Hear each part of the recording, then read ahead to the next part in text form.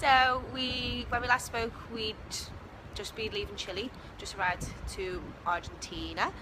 We crossed the border, we got to Mendoza, which is wine and meat heaven. And so we got there, we did a walking tour, and as we were walking around, we noticed everything was closed, and we were like, it's like 11 o'clock, why is everything closed? Yeah. And then we asked, as soon as we got to the walking tour, why is everything closed? They were like, it's a national holiday in Mendoza, not even in Argentina, just in Mendoza, so everything's closed. So another time that we got to a place and everything's been closed because of some sort of festival. And we did actually speak to somebody who lived in Colombia, and they said they get like almost one Monday every month just from like some sort of protest or national holiday that they declare. So we said it's pretty good because you have Mondays off all the time. Yeah. Or they strike. Yeah. The walking tour was okay, but it was more like left is this, right is this, like getting your bearings, a bit rubbishy. But it was alright to see. Yeah, it's nice. To see. And then she gave some really, really good tips on how we could go and do wine tasting for free. Woo-hoo! So that was really good. Yeah, because there was like some of them were like 8-hour tours. And I'm pretty glad that we didn't do that because we went to 2, we ended up going to 2, which were really good, but I don't think I could have done it for 8 hours, no. Especially drinking as well. So we just got the tram, there, went to it was like a old, it was unused anymore, like an antique winery, and she showed us all the barrels, they were huge, took us around the factory, she was a really nice lady, and then we did a little bit of wine tasting, we did some red and like a sweet white, Charlie liked the sweet white wine. And then we went to the other one and the girl showed us around again, so it was pretty similar things, like even though it was a working winery, it was like the same sort of talk. This is one where they're actually like churning out wine, and it was enormous amount of wine, which they said 90% stays in Argentina. Yeah. So it's absolutely ridiculous how much wine they drink. It was crazy, and it smelled so strong in there of wine. But it was pretty much the same, wasn't it? Yeah, the same talk, the same information. So like, because on the first tour she was like, this holds 15,000 litres, and we were like, whoa. And then the second tour she was like 15,000 litres, and we were like, okay. But then the wine tasting was actually, so the tour was free and the wine tasting was free. She gave us like 3 or 4 wines to taste, so that was really good. Like, so we didn't spend too much money on that. We cooked in mostly, but we said there's things in Argentina called asados, which are just basically barbecue. And it's like what Argentinians are famous for, the barbecue and their red wine. So we said, we will go out for one meal, we'll go for an asado. So it was like a mixed grill. So we got that one between us, and then like another just normal meal. And when it came out, it had all this crazy meat on it. And one of the things we picked up, I was like, I swear this is intestines. Or something like that. And she was like, no, like, it's just a sausage. Yeah. And then when we went back and googled it, it was definitely intestines. And we ate it. Like, it didn't taste bad. It was just like fatty, but it was crispy, and it didn't taste bad. But it put me off that black it was pudding and all like the bits of nastiness probably. But it was really nice. Yeah. But yeah, it wasn't. It was a bit disgusting afterwards. Thinking, I was so full of meat and wine. Like I literally just KO'd on the bed. I was so full.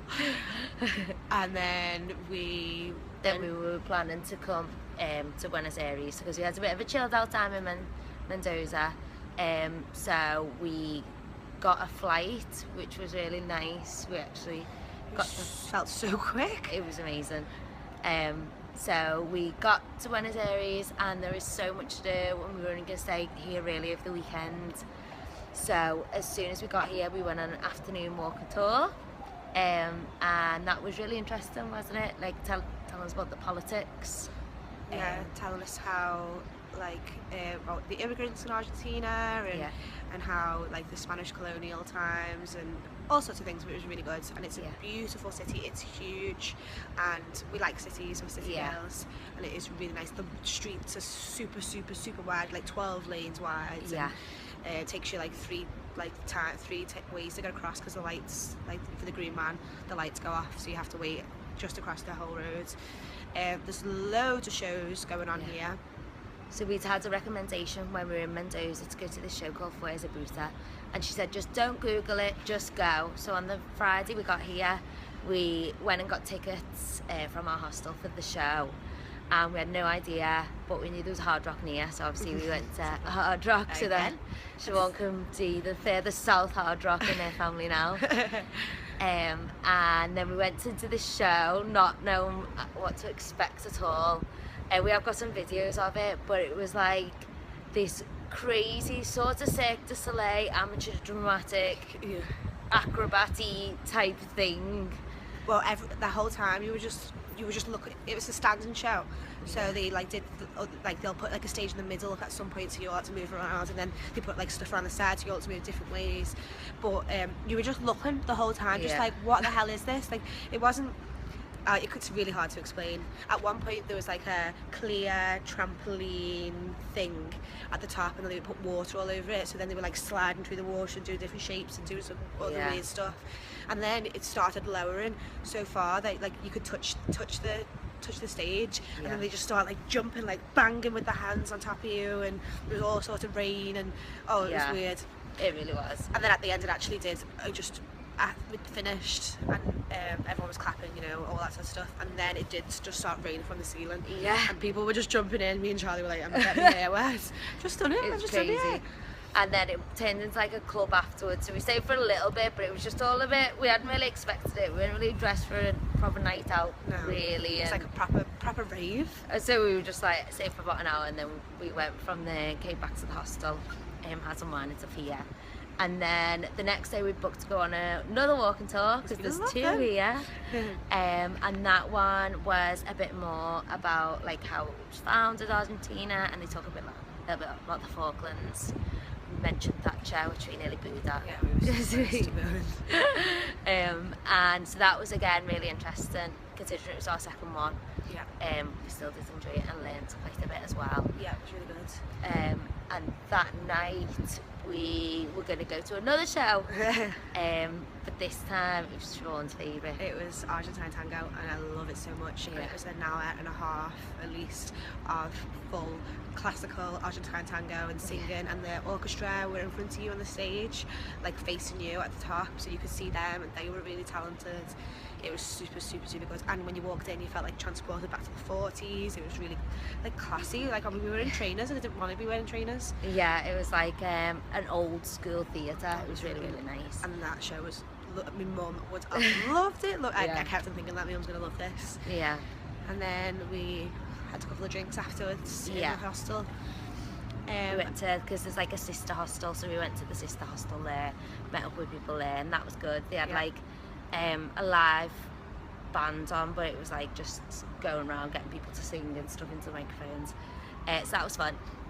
And then the next day we were supposed to be leaving to go to Agossi Falls the next day, and we tried to book some tickets I tried to book some tickets online, and they took the money and not give us the tickets, so I was having a bit of trouble trying to get the money back. And the next morning I wake up and they refunded the full money and like apologised. So I went to book the tickets again, booked them, went through, paid, tickets arrived, and I booked it for the wrong day. It was only the day later, so it wasn't actually too bad. So the guys, some of the guys that are here, said they were all going to go to some like drum show, so we were like, okay, we'll stay, we'll do that. Yeah. And we walked around a lot that day. We walked to get the tickets, then we went to go to see the Boca Juniors stadium. We only went on the outside, we didn't actually go in. Yeah, it's like a famous football team that are meant to be like well famous for the fans. Yeah, and we did watch some YouTube videos, and it looks mental. Crazy. And around that area is like where the immigrants originally like went to, so it's really colourful, and all the streets, like little cobble streets, and full of like all different things. Some more people doing Argentine tango and singing and things like that, which was really nice. But we walked a lot, like 10 kilometres in the day. So we were knackered, came back, had a quick nap, and then we went to the drums. And so it was basically like a big drum, like people had drums, some people had like, what are they called? Like the little scratchy metal things and cowbells. Yeah, type things. It was just like a percussion instrument band, but it was really cool. They had like lights going on in time to all of the music. At one point they had like guitars and singers come on, so that saxophones, and everyone was like just standing up, just dancing along. It was really crowded, but it was really good. And it was standing again, so we'd be on our feet all day, then we were standing on our feet all day. and but the conductor guy, he was so good, like, you know, the way they just go like this and then everyone just is quiet. It was perfectly timed, really well practiced.